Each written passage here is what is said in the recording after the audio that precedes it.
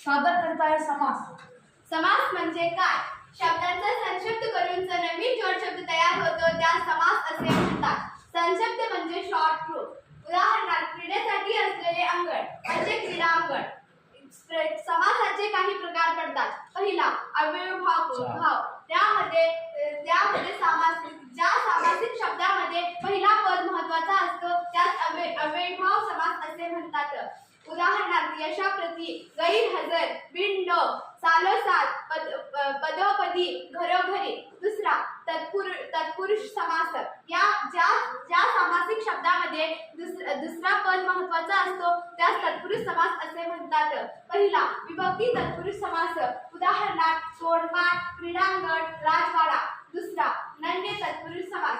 उदाहरणार्थ अमर, अचल, नापसंत. तिसरा कर्मधारय तत्पुरुष समास. यामध्ये एक विशेष क्षण असतो आणि दुसरा नाम असतो. उदाहरणार्थ रक्तचंदन, रक्तासारखे चंदन. उदाहरणार्थ कमल नयन, कमलासारखे नयन. तिसरा विद्याधर, विद्येसारखे धर. चौथा द्विगु तत्पुरुष समास. यामध्ये संख्येचा बोध होतो. उदाहरणार्थ त्रिभुवन, नवरात्र. पाचवा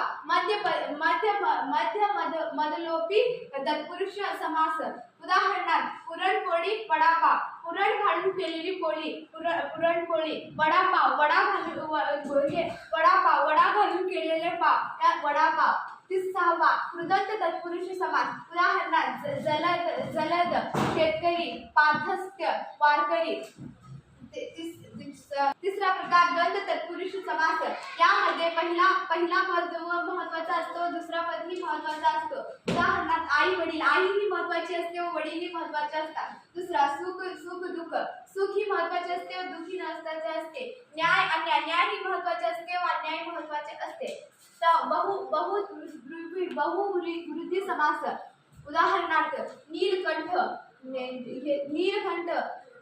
गजानन, चक्रवाणी, भालचंद्र, चंद्रमुखी.